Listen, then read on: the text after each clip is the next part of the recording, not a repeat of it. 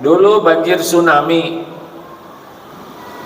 sekarang udah banjir lagi Pak, banjir informasi.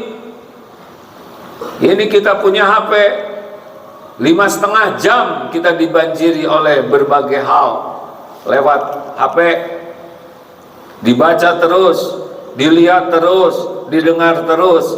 Iya kalau jadi ilmu, tapi banyakkan sia-sia, banyaknya yang dilihat jadi maksiat.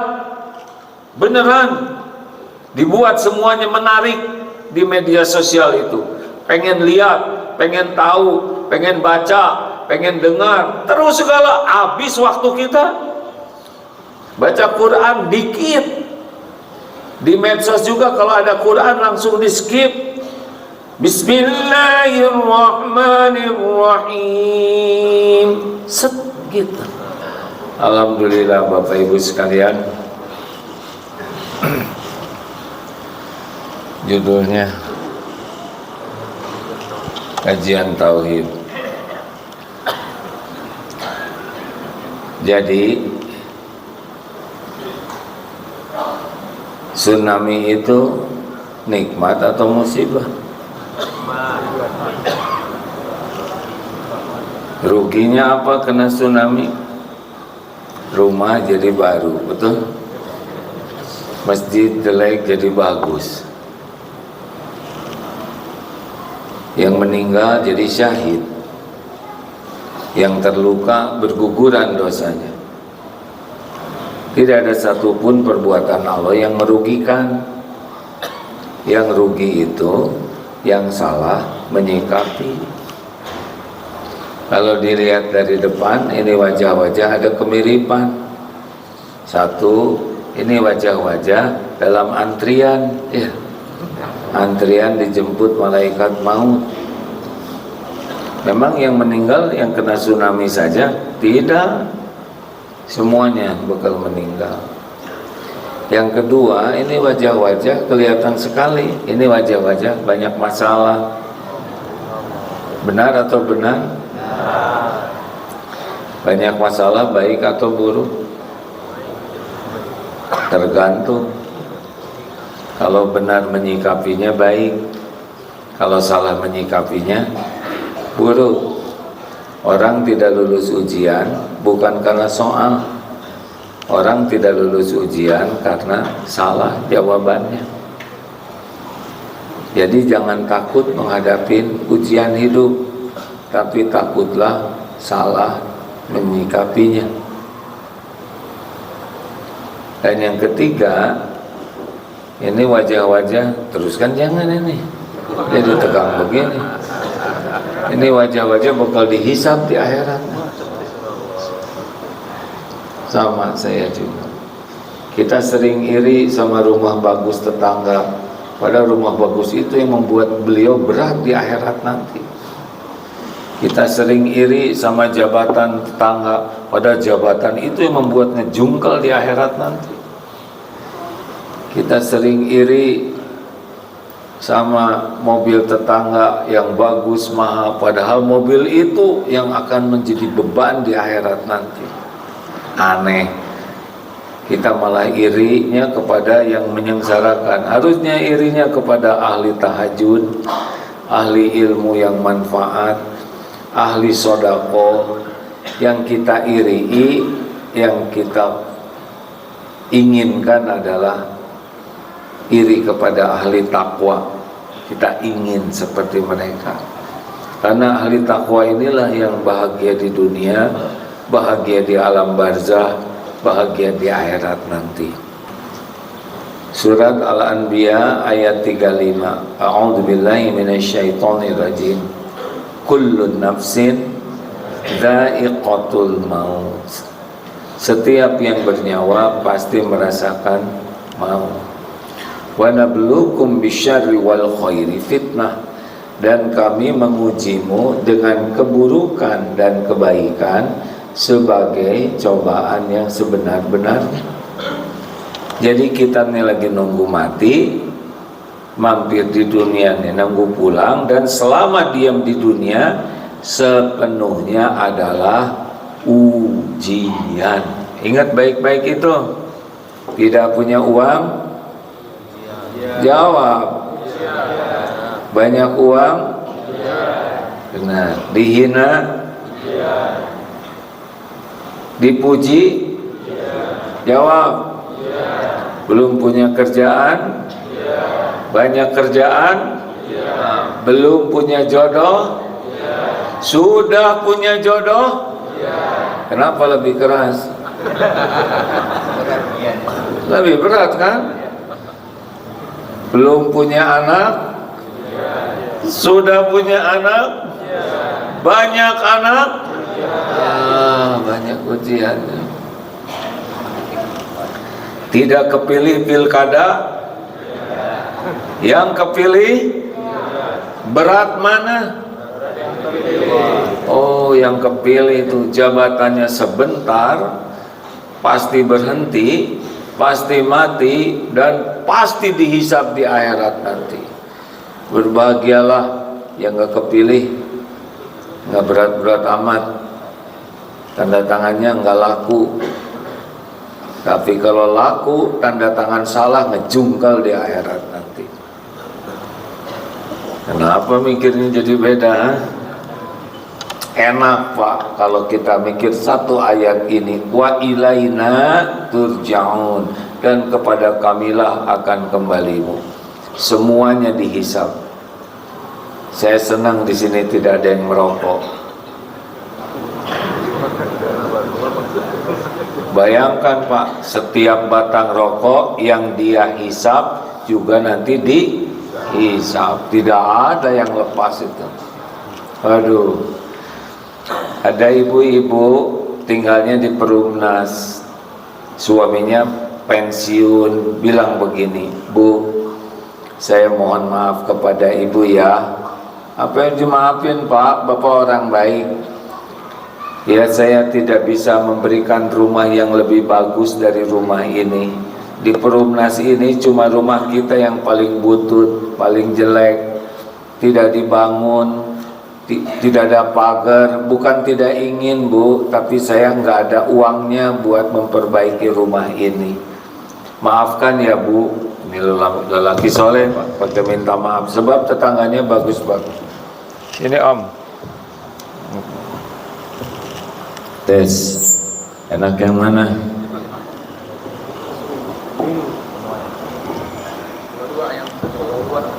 Yang satu keluar. Yang hitam kemana? Luar dalam. Yang ini dalam aja. Emang yang luar perlu dengar? Kenapa nggak ke dalam?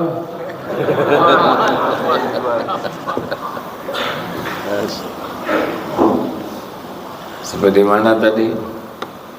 Ya udah lupa. Terus kata si ibu begini, Bapak nggak usah minta maaf hanya karena dunia ini, tapi rumah kita paling sederhana. Alhamdulillah. Fabi ayyi ala'i rabbikuma tukadziban. Maka nikmat Tuhanmu manakah yang kau dustakan? Orang tidak punya rumah, kita punya. Orang masih nyicil, kita sudah lunas. Di Palestina orang hidup di tenda, kita hidup enak. Apa yang kurang? Tapi rumah kita sederhana Bu. Justru yang sederhana ini pertolongan Allah, karena Allah tahu kita belum tentu kuat dikasih rumah bagus. Satu, rumah sederhana ini susah sombongnya. Apa yang mau disombongin? Dua, rumah sederhana nggak ada yang dengki kepada kita. Apa yang mau didengkiin? Tiga, rumah sederhana gampang ngurusnya. Pak duduk Pak. Tuh yang belakang emosi ya.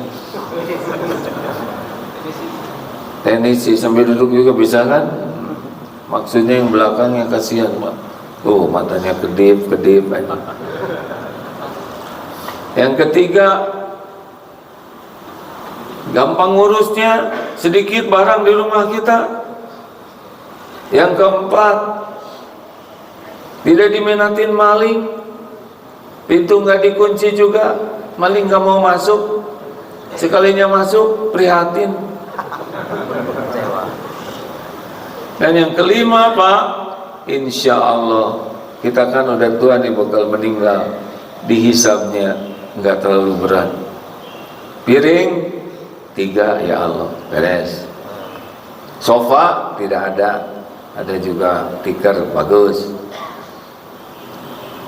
Kerudung ini campuran, kadang jadi kerudung, kadang jadi taplak meja, beres.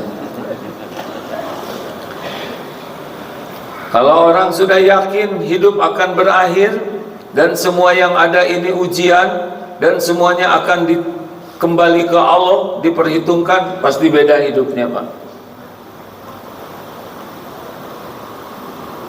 Dunia ini cuma mampir, dah gitu aja. Nggak lama. Yang lama tuh di akhirat. Makanya kalau mau sukses itu apa? Sukses itu masuk surga. Dunia cuma ujian. Nggak ada di dunia ini nggak mati-mati, betul? Tahu Mbak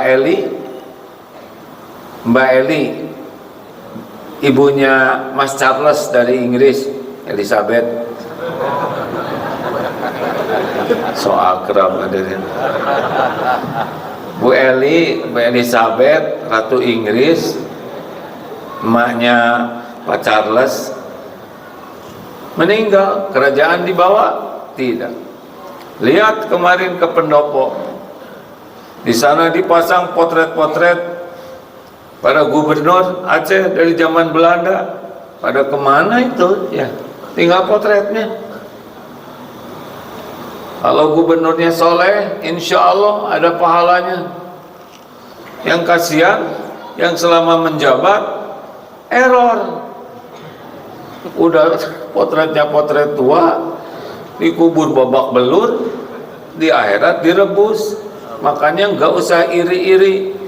Itu lihat potret-potret Belanda itu bonyok sekali sekarang.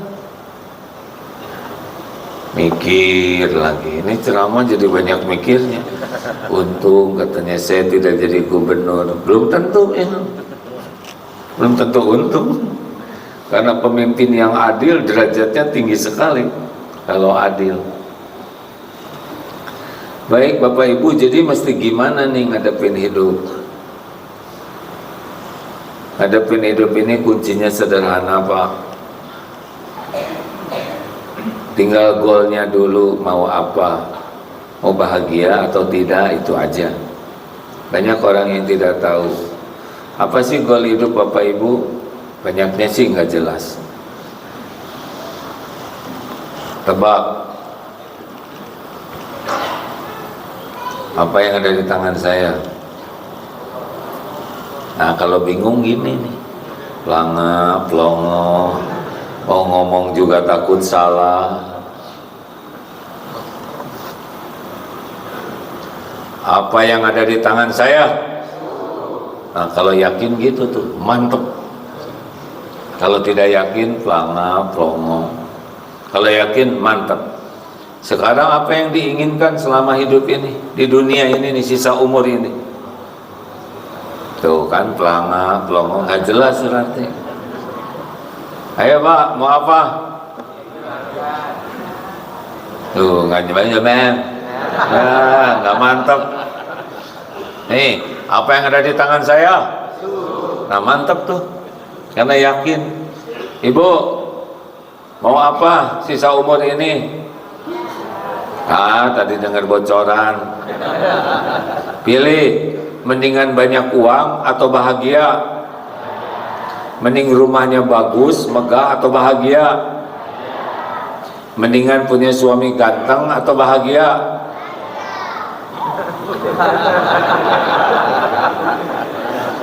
Mendingan jadi orang terkenal atau bahagia? Bu, mending awet muda atau bahagia? Berarti yang paling diinginkan apa? Bahagia. Oh ngapain kita tidak bahagia? Tahu tidak? kita itu diciptakan Allah untuk bahagia, bukan untuk sengsara. Kenapa kita sengsara? Itu pilihanmu. Allah inginnya kita bahagia, di dunia bahagia, di alam barzah bahagia, kayak taman-taman surga, di akhirat kekal kita bahagia di sorga. Itu yang Allah mau kepada kita. Emang diuji di dunia ini, tapi banyak yang sengsara. Kenapa? Karena dia salah pilihannya.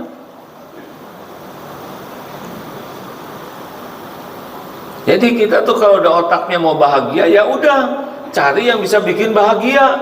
Coba nih, mana yang bisa bikin bahagia?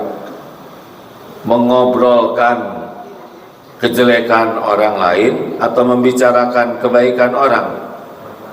Jawab. Tuh, yang terjadi ngobrolin kejelekan orang. Mana yang bisa bikin bahagia?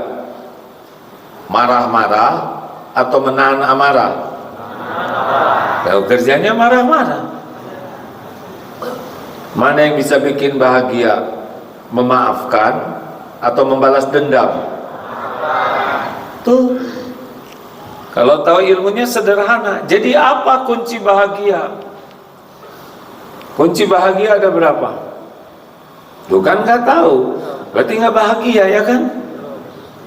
Kunci bahagia itu cuma dua. Satu, iman. Dua, amal soleh. Udah itu. Dalilnya apa? Ini Quran loh, bukan saya yang ngarang ya.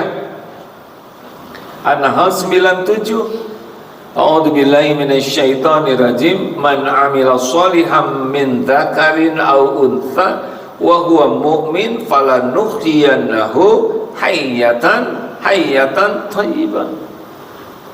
Barang siapa yang beramal soleh, baik laki-laki maupun perempuan, dan dia beriman kepada Allah, sungguh Allah mengaruniakan di dunia ini hayatan thayyibah, kehidupan yang baik.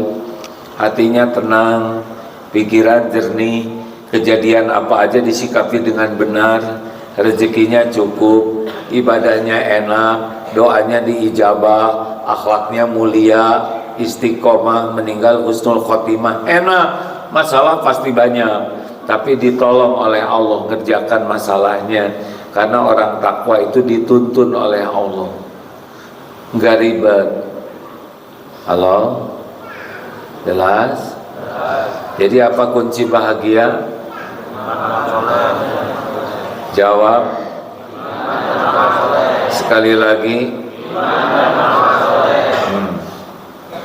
Jadi kalau kita kurang bahagia artinya apa?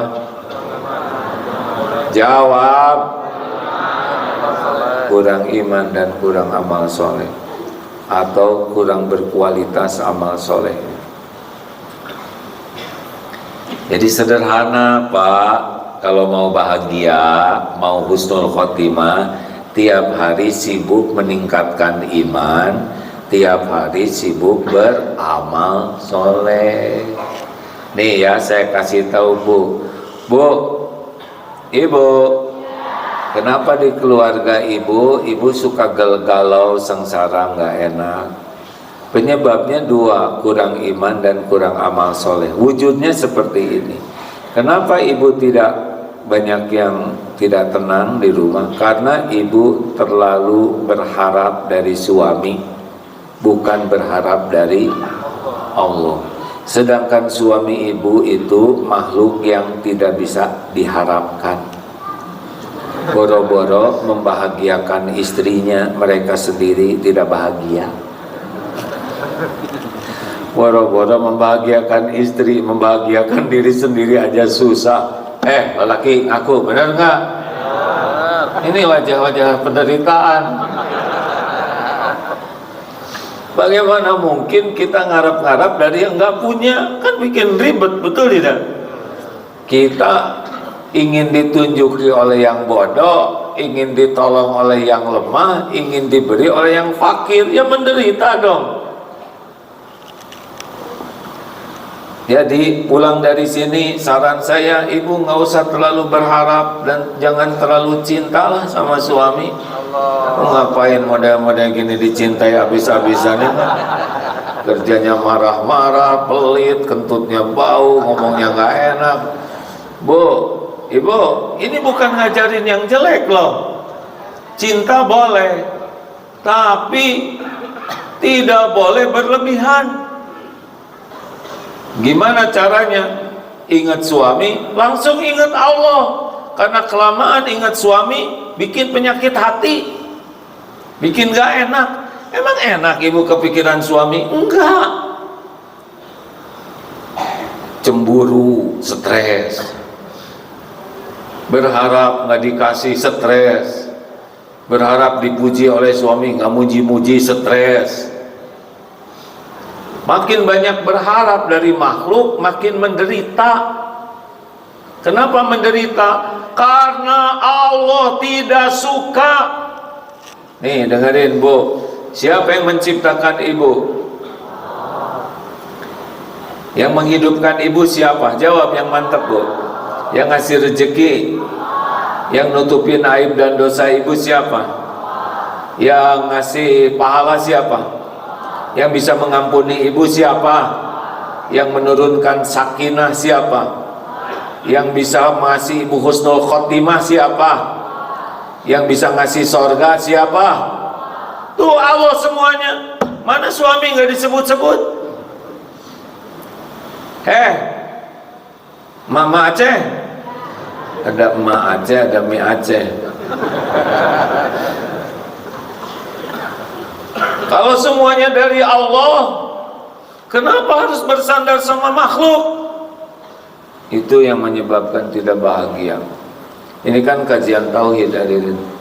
Saya bukan ngajarin supaya rumah tangga nggak pada cinta, salah, bukan itu. Tapi tidak berlebihan mencintai makhluk sehingga menuhankan makhluk. Bo, jadi suami ini pada punya suami nggak sih? Jadi suami sebagai apa? Kalau mau bahagia, suami sebagai apa? Sebagai ladang amal baru bahagia. Bukan, oh suami saya sebagai imam. Kalau yang tadi yang imamin boleh ya. Kalau yang ini nggak jelas. Tarawih diimamin suami bisa bubar. Suami itu ladang amal. Kebaikan suami ibu syukuri. Ibu beruntung. Kekurangan dan kesalahan suami, ibu sabar, ibu bantu perbaiki, ibu beruntung.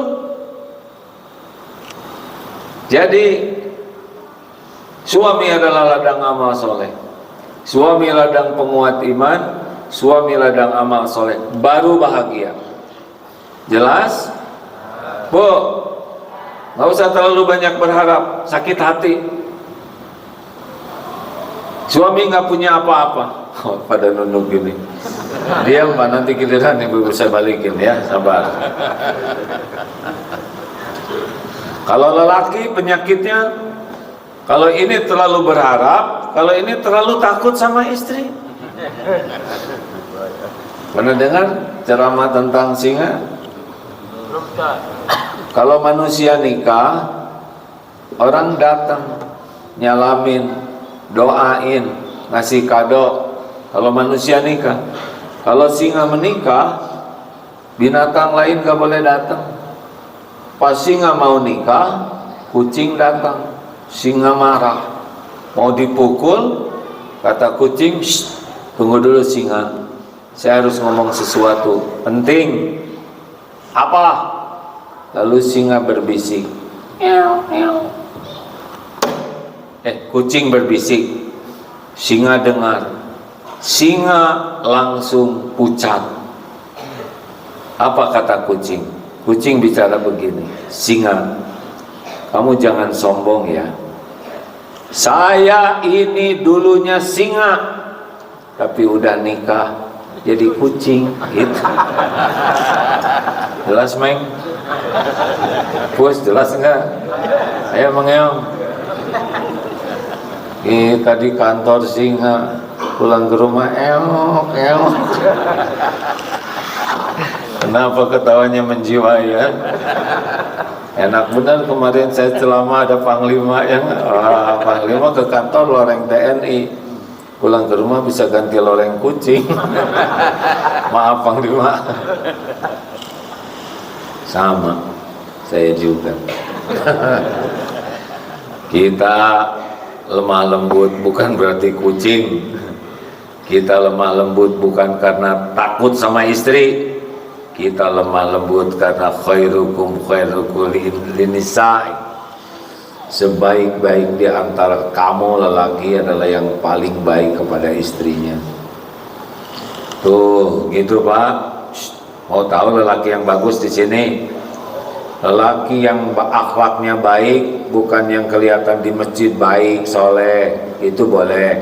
Bukan yang di kantor, bukan yang di masyarakat. Lelaki yang baik itu lelaki di rumahnya yang baik. Karena kalau di sini kan dinilai tetangga, betul tidak? Oh bapak soleh, oh bapak rendah hati, oh bapak ahli ngaji. Kalau di kantor dinilai oleh atasan, dinilai oleh kantor, takut di PHK. Kalau di masyarakat takut dianggap tetangga jelek. Kalau di rumah itu asli. Makanya kalau ingin tahu lelaki yang asli baik atau tidak, ya di rumahnya, sama istrinya, sama anaknya, baru ketahuan.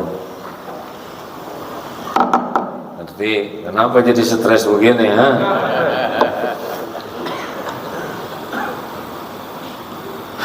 Pada nunduk nih, ketahuan nih kurang baik ha? Oh sekarang jadi begini supaya kelihatan baik. Asli loh Pak. Masa sama orang lain ramah, sama istri sendiri galak? Yang diamanahkan itu yang di rumah.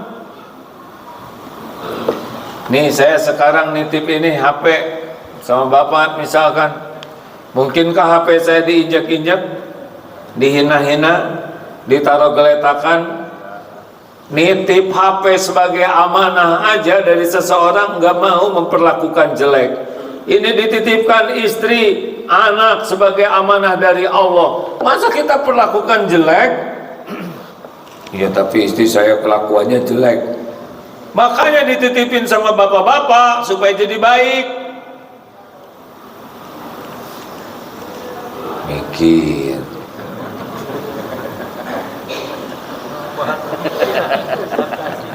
Berat nih pengajian, udah bubar segini aja cukup ya. Gembira dikit tegang. Padahal tadi sebelum kesini rasanya keren, sekarang jadi terdakwa begini.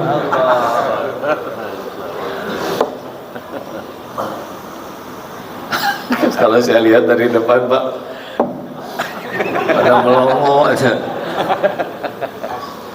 Nah pertanyaannya, gimana supaya akhlak bagus? Akhlak bagus itu tergantung iman. Makin kuat iman, makin yakin ke Allah, makin bagus itu akhlak dengan sendirinya. Jadi orang bahagia itu kuncinya iman dan amal soleh. Apa namanya? Ahli takwa. Apa penampakannya? Akhlakul karimah. Jelas Pak? Jadi bahagia di dunia namanya hayatan thayyibah. Orangnya disebut ahli takwa. Penampakannya, kelihatannya apa? Akhlakul karimah.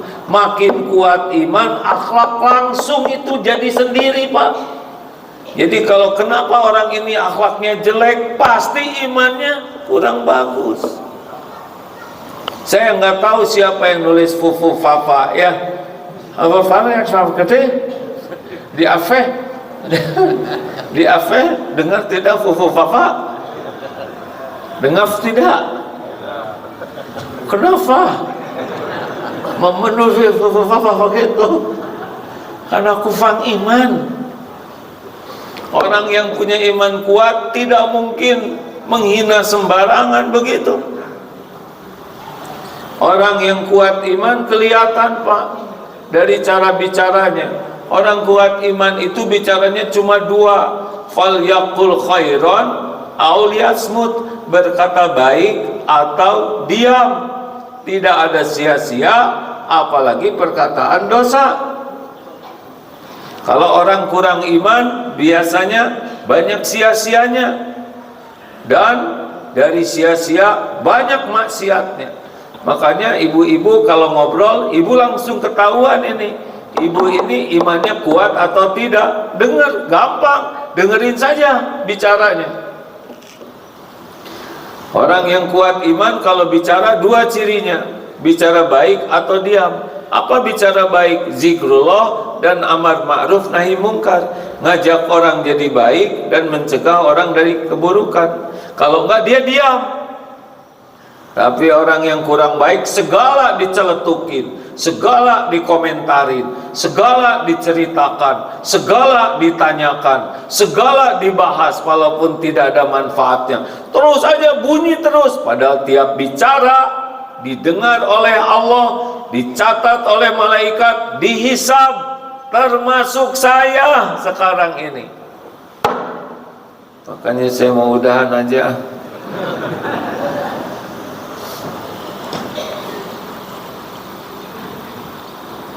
Ini kan miring. Saya nanya tidak, kenapa ini miring? Enggak. Mau ngapain nanya ya? Saya bukan yang ngukur. Pasti udah dilakukan yang terbaik oleh DKN.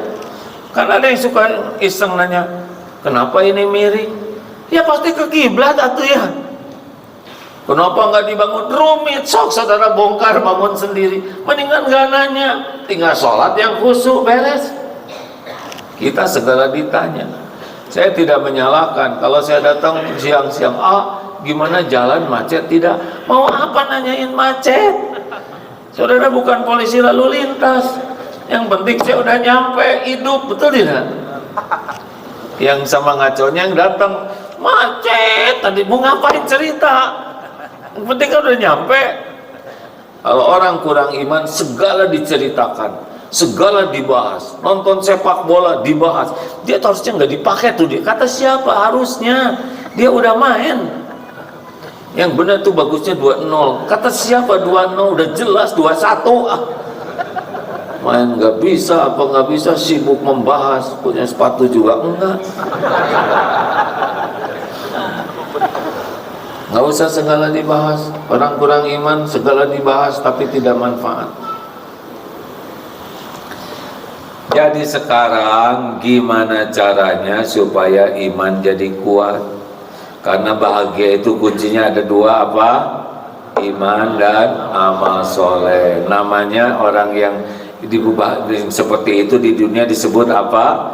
Hayatan thayyibah. Hayatan thayyibah. Disebut orang yang seperti itu disebut ahli takwa. Ya, jadi orang takwa itu orang yang imannya kuat dan kesibukannya jadi amal soleh. Bisa nggak lihat ahli takwa? Bisa. Dirasakan juga bisa. Ahli takwa itu akhlaknya pasti baik. Makin takwa makin baik. Ketahuan. Rasulullah diutus ke bumi, innama bu'itstu liutammima makarimal akhlak. Sesungguhnya aku diutus ke bumi hanyalah untuk menyempurnakan kemuliaan akhlak. Artinya hanyalah untuk membuat orang beriman dan beramal soleh, karena wujudnya itu akhlak.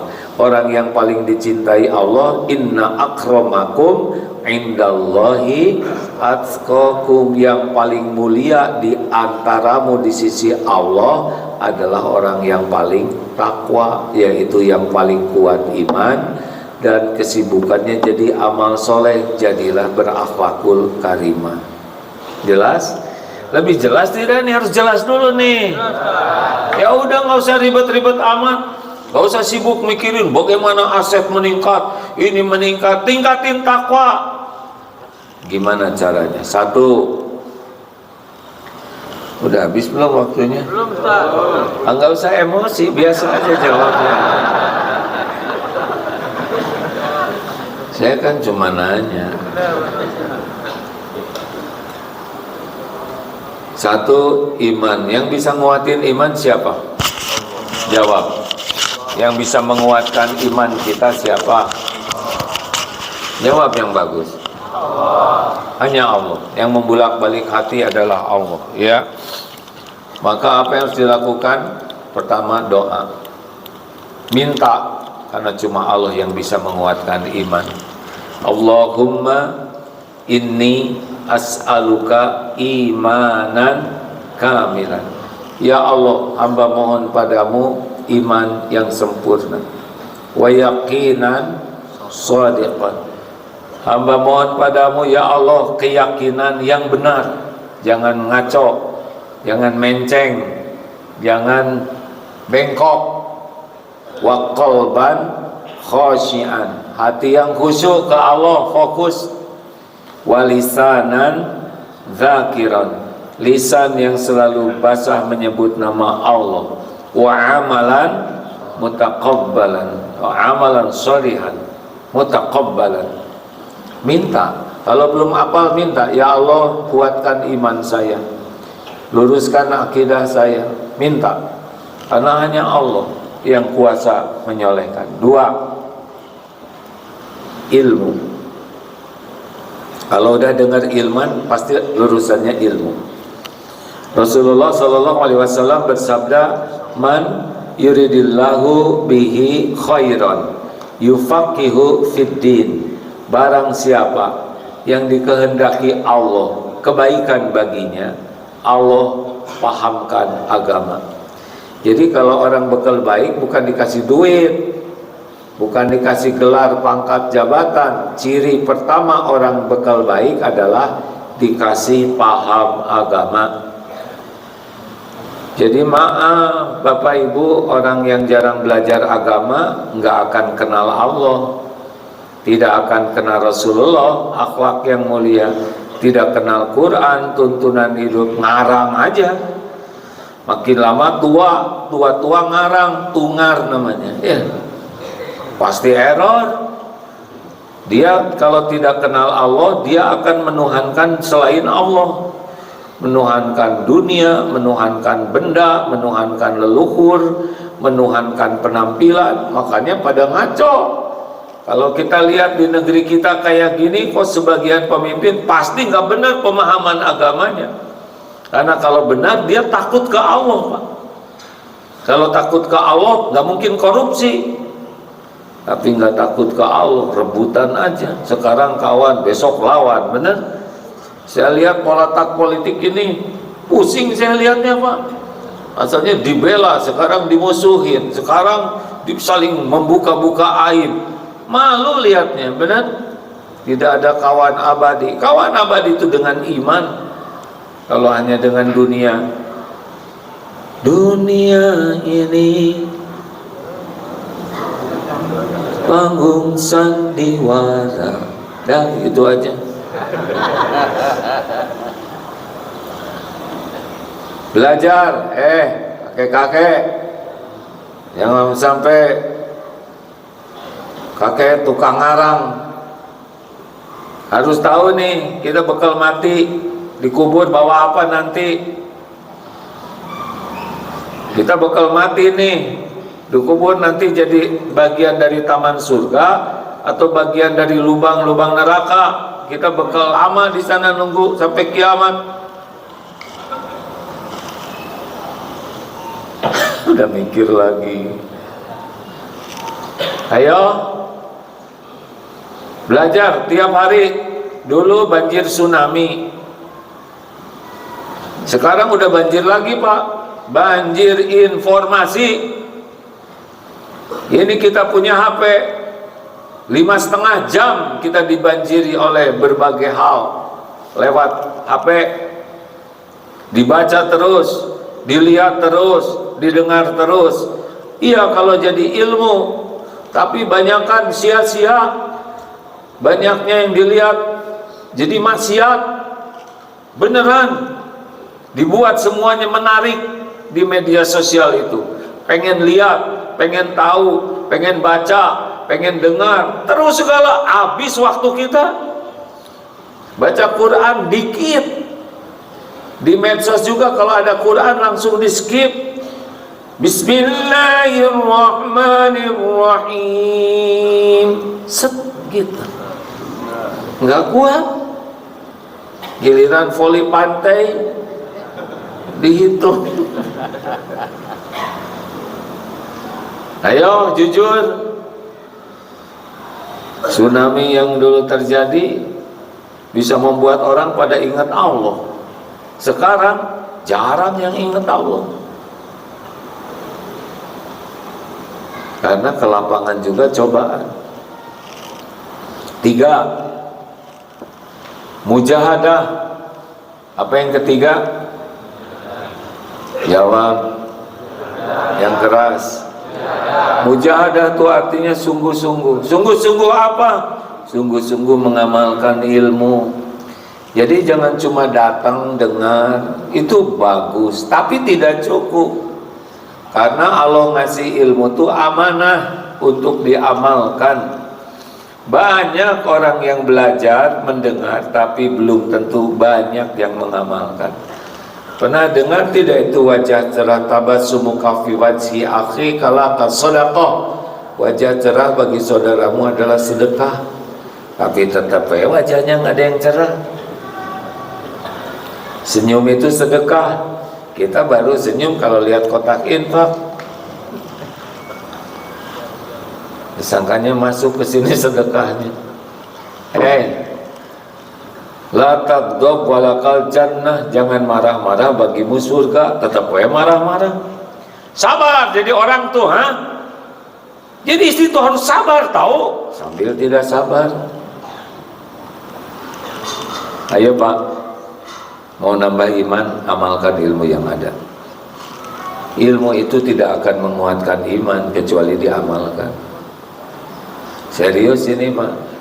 Banyak yang ikut pengajian. Ada seorang suami bilang begini, istri saya tuh rajin ke pengajian kayak makan obat, sehari 3 kali. Tapi yang saya lihat berubah itu cuma seragamnya, kelakuannya tidak. Berarti kurang mujahadah. Syarat meningkat iman tidak terpenuhi. Mujahadah apa lagi? Mujahadah mengalahkan hawa nafsu. Bapak-bapak, ibu-ibu lihat berita-berita ya, yang ditangkap, yang dipenjara, yang diborgol, yang aibnya tersebar. Penyebabnya adalah nggak jauh dari 2 Pak, kurang paham agama, lemah ilmu agamanya, dan lemah jiwanya oleh hawa nafsu. Ketua KP titik-titik, kan ada beberapa KP di Indonesia. Saya nggak nyebut ya, KP aja. Ketua KP titik-titik, terus sekolah tinggi-tinggi, ujungnya jatuh, dipecat karena zina. Kenapa? Kalah oleh syahwatnya. Ketua titik-titik tersangka karena memeras, kalah oleh jiwa serakahnya terhadap dunia. Ini diborgol, jatuh. Kenapa diborgol? Korupsi, kalah oleh ketamakan terhadap dunia. Begitulah, makanya kalau Bapak Ibu ingin kuat iman, itu kendalikan itu nafsu. Nafsu amarah, nafsu syahwat, nafsu kesenangan kepada duniawi. Kalau udah rakus kepada dunia, mau kemana? Makin hari makin dekat dengan perpisahan. Ada orang yang makin hari terus ngumpulin dunia, padahal makin hari makin dekat dengan berpisah. Aneh. Halo? Ngerti nggak ini teh? Iya kan? Ada orang yang makin tua, terus mikirin duniawi, padahal makin tua makin dekat dengan perpisahan dengan duniawi. Harusnya kalau makin tua yang ngerem lah dunianya, kecuali dunia yang jadi bekal akhirat. Mujahadah. Boleh saya minum? Bismillahirrahmanirrahim.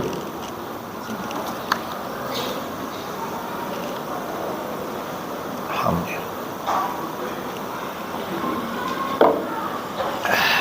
Ya, ini kurang keras nih mikrofonnya, besarkan dikit, punten. Tes, Coba dari tadinya udah nggak ada.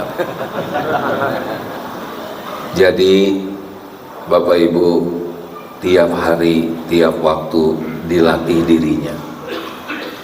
Nafsu ini jadi masalah Pak, kebanyakan makan. Saya nih di Aceh ini beberapa hari aja kolesterol naik, asam urat naik. Ampun, saya barusan makan obat Pak, takut ini lagi dikasih makan lagi di sini. Bayangkan itu segala ada harus dimakan. Sedangkan saya di Bandung, Jakarta tuh nahan diri sekali Pak. Di sini ini enak Pak, ini harus dicobain. Katanya disuguhin orang Aceh jangan ditolak. Nih hasilnya Pak. Semalaman sakit, asam urat naik. Pas dicek darah, gula naik. Kenapa? Itu yang manisan-manisan itu. 2 gelas saya makan. Kolesterol saya nggak periksa, takut naik. Katanya kalau ke Aceh jangan bawa bapak periksa darah ya. Makan aja. Iya saya makan, cuman ini nggak bisa bergerak. Asam urat. Ya namanya sudah tua kan begitu. Saya sudah tua loh Pak. Saya 63 tahun sekarang. Udah pas ya 63. Sama dengan siapa tadi? Yang ngaku Pak. Bapak 63 juga ya, tapi kan adik ya, beda bulan. Jadi kalau makin tua pasti tubuh kita nggak akan seperti dulu. Puncaknya kita tuh umur 30. Kalau di atas 30 udah nurun ya kan. Segala kerasa bangun ya begitulah. Bayangkan kalau makin turun badan turun, iman tidak menguat, udah itu udah nggak ada apa-apanya lagi, nggak jelas tuh aki-aki ya kan. Kerjanya mengeluh, rewel. Dengerin Pak, kita harus berusaha keras sehat. Karena kalau dulu kita punya anak sakit mati-matian itu kita berjuang supaya anak sehat, betul tidak? Tapi kita kalau udah tua ya kita belum tentu nih. Kalau sakit-sakitan pengen kita panjang umur ya kan. Makanya bukan suudon sama anak-anak, tapi kalau bisa tua-tua kita ini jangan nyusahin. Caranya adalah kita harus makin dekat dengan Allah supaya ditolong oleh Allah dalam segala urusan kita. Yang keempat Pak, mujahadahnya apa aja? Sholat ya, ini kalau pengen kuat iman. Jadi saat terdekat kita dengan Allah itu waktu sujud. Makin sering sujud dalam sholat, makin banyak panjang dan sujudnya, makin mudah tuh dekat dengan Allah. Karena orang jauh dari Allah nggak mau sholat. Orang munafik juga sholatnya dikit. Perbanyak sholat, perpanjang sujud. Allah suka Pak. Kita sholat melulu, emang kita diciptakan kan buat sholat. Emang buat apa? Kita diciptakan tuh untuk mengabdi ke Allah. Ini kening Pak diciptakan buat sujud. Makanya bagus TBM, tepat waktu berjamaah di masjid tiap subuh begini kan rame ya. Dan saya berbaik sangka saja walaupun mencurigakan. Kalau tiap subuh kayak gini Pak, waduh luar biasa. Lagi ke masjid lari 10 km kuat, bersepeda 20 km kuat, ke kantor 30 meter kuat, ke masjid 20 meter nggak kuat, pengen digotong ya sama tetangga. Ya saya tuh ke masjid berat, ya pengen digotong, pengen di depan imam katanya.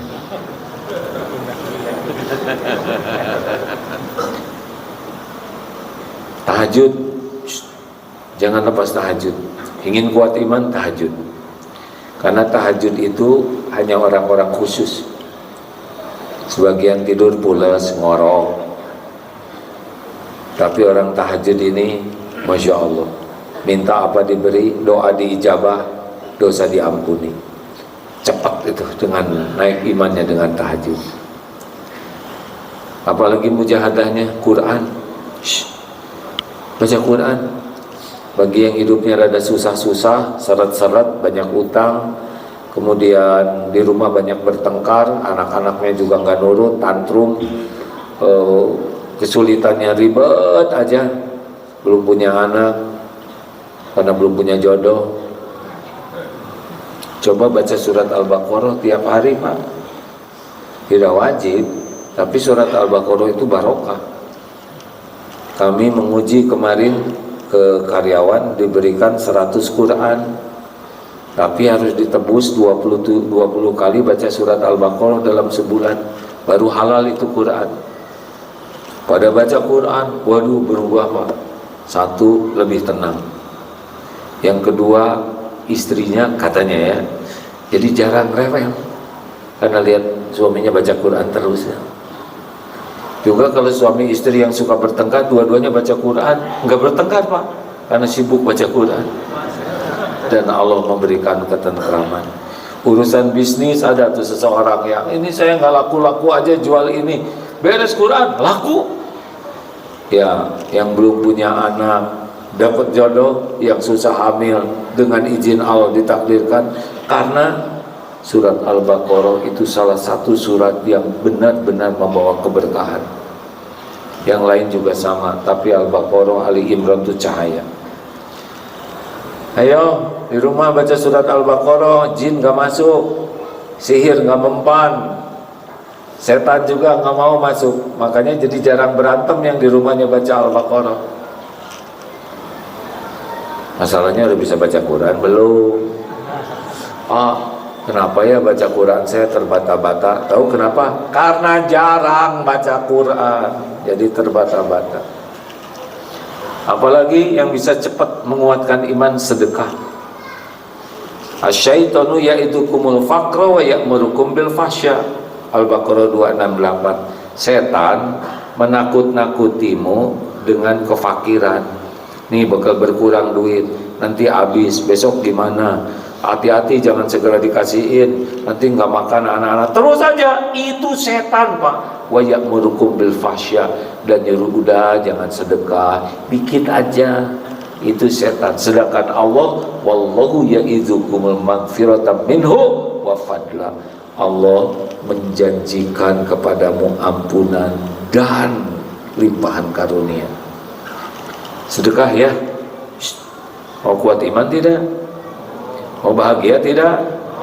Rumusnya begini, dikit-dikit sedekah, dikit-dikit sedekah. Ada berita gembira, sedekah. Bangun tidur, sedekah. Ke masjid, sedekah. Mau duha, sedekah. Pokoknya sedikit-dikit sedekah, bukan sedekah sedikit-sedikit. Mana qasad sadaqatun min mal, tidak akan pernah berkurang harta dengan sedekah. Sebagian mengatakan bal yazda, kecuali nambah.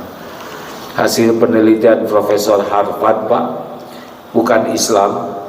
Beliau meneliti 25 tahun penelitiannya. Ternyata orang-orang yang suka berdonasi, yang suka bersedekah, nyata menurut kajian ilmiah hartanya tidak berkurang. Nampak? Ini bukan bahasa Islam, bahasa penelitian. Kalau Rasulullah jelas, kalau Al-Quran jelas. Jadi nambah. Bahkan lelaki yang sangat senang sedekah itu lebih ganteng dari aslinya. Yang merasa kurang ganteng, suami yang sudah 25 tahun menikah, dalam pandangan istrinya jauh lebih menawan kalau suami itu senang sedekah. Iya, Pak. Nah kita udah makin tua, pewat, pelit, apa yang tersisa? Mumpung hidup, jebet-jebet aja, jangan ragu-ragu. Istri minta apa aja, kasih kalau ada. Kalau nggak ada, usahakan, nggak usah pelit. Sebaik-baik sedekah kepada orang di rumah. Ini maka tetangga baik, ke orang lain baik, ke yang di rumah pelit. Kebalik, nanti Allah membukakan lebih banyak. Kalau istri udah bahagia, maka bapak ikut bahagia. Makanya kalau ngasih amplop ke istri itu 3. 1 buat belanja, 1 lagi buat keperluan pribadi istri, terserah mau apa aja. mungkin perlu beli dempul atau apa. Dan yang ketiga, istri kasih uang, amplop ketiga buat sedekah. Habiskan Bu buat sedekah. Coba tebak, amplop yang mana yang bisa bikin istri bahagia? 1, 2, 3. Salah, amplop kedua yang bikin istri nelangsa karena maunya beli online terus. Hidupnya nunggu paket. Yang ketiga Pak, yang bisa bikin istri bahagia. Karena ketika istri sedekah, dia akan melihat kebahagiaan orang. Dan bahagianya orang itu membuat diri bahagia. Makin sering sedekah, buat rumah bagi-bagi makanan, kita akan melihat orang-orang bahagia dan itu akan membuat bahagia. Terima kasih Bapak Ibu yang baik. Segitu aja. Kalau mau ditambah, sholatnya diperbaiki, baca Quran, sedekah. Dan sedekah tidak hanya uang. Kalau enggak pakai makanan, pakai beras. Kalau enggak ada, pakai tenaga, nyapu sekitar masjid, gosek WC masjid, cuci mukena masjid. Kalau enggak, ajarin Quran ke orang. Kalau enggak bisa juga, jangan ngomong jelek, itu sedekah. Pak, lihat istri senyum, Bu, nanti pasti kaget ya. Kenapa jadi begini Pak? Sedekah. Bangun tidur, siapkan minum buat istri, sedekah. Masuk kamar mandi, Pak, lelaki nih, jangan keluar dari toilet kecuali kita gosek, sedekah. Beres ke kamar mandi, rapikan tempat tidur, sedekah. Habis makan, cuci sendiri piringnya, rapikan meja makan, sedekah. Gitu jadi lelaki itu Pak. Gak usah banyak ngomong di rumah. Kalau istri rewel, bapak yang diam, supaya cepet diam, ya kan? Diam aja, jawab dong. Ini lagi ngedoain ibu supaya jadi ahli surga. Amin, amin. Kalau orang ngomong jelek, kita sedekah dengan ngomong baik. Kalau orang menghina, kita sedekah dengan doa. Gitu aja Pak. Dengarnya enak tidak nih? Dengarnya enak tidak? Mau ngapain kita itu? Kalau baik, waktunya pulang tiba, insya Allah mati baik, husnul khotimah. Silakan kita sedekah dulu ke saudara kita di Palestina, ya, masya Allah. Bangun tidur sedekah, habis mau sholat sedekah, kalau ada uangnya, kalau nggak ada ya pijet temennya sedekah, ya. Pokoknya mah tiada hari, tiada waktu tanpa sedekah. Gak ada yang nanya, ya udahlah nggak usah mempersulit orang lain, ya. Mau nanya, ingat ya, sebaik-baik amal membahagiakan orang, jangan menyusahkan yang ditanya. Kalau bisa nanya sendiri, jawab sendiri. Silakan.